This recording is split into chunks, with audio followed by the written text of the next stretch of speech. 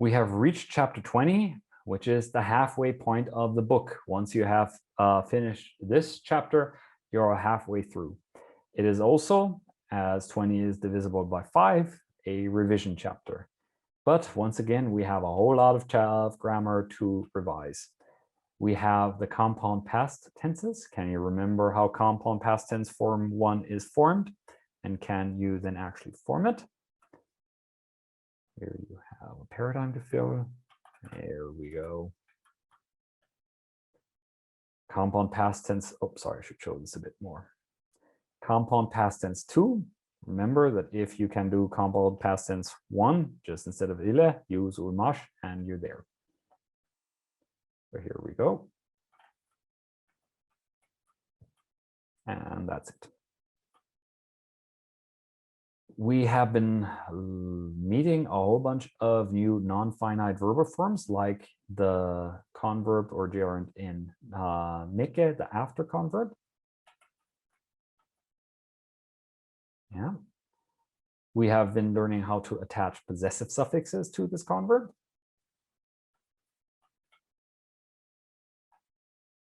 We have met the future necessitive participle in shash.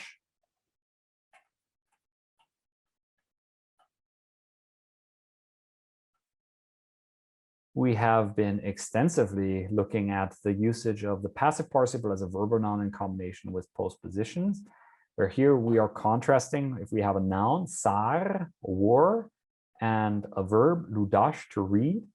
And we have a whole bunch of postpositional constructions using sar, war, before the war. How do we form postpositional constructions from ludash, to read, before reading?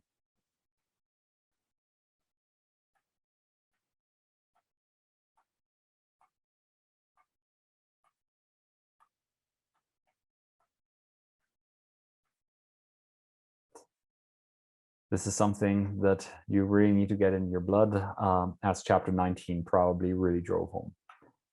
Plural suffixes. We know all 4 productive nominal plural suffixes at this point. We know vlak and shamich if we just have several of the same thing. We have the et al plural, that's associative plural in mit, cat et al, Oliver and co. And then we have the plural suffix in la, which is used primarily in spatial references. Ola city, olalashte in the cities. Olalashke into the cities, olalagich from the cities.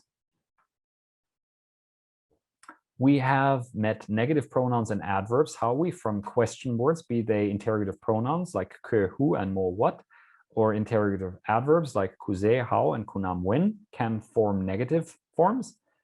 And yeah, it's just you prefix ni before them, and you remember that k becomes g between the vowels of the prefix and the following and of the stem.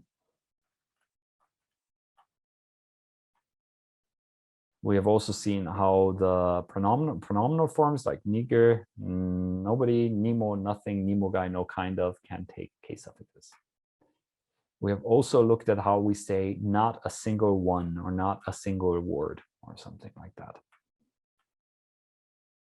We have extensively looked at the multi-part directional system, especially the non-productive row, which is used for a closed set but of widely used spatial adverbs and postpositions. And we see the mixing of this of the systems, the productive row and the unproductive row that we have in some cases. We have learned to form concessive clauses, deriving them as in many languages that you might know from conditional clauses, like even if in English.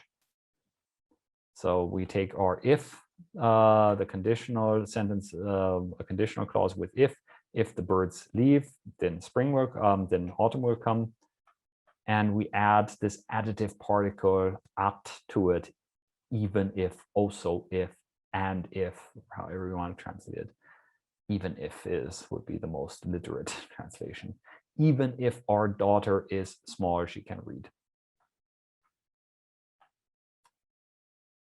And Then you have some exercises to accompany this quick overview.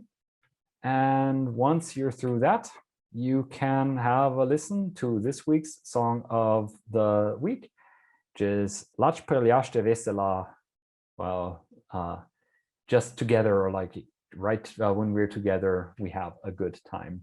So this is a real banger for the Maury clubs, though it also has some a bit of hard realities in there, because they mention about how we all have to go to work tomorrow, but we're dancing in the club. Okay, that's it for chapter 20 and for the first half of the textbook.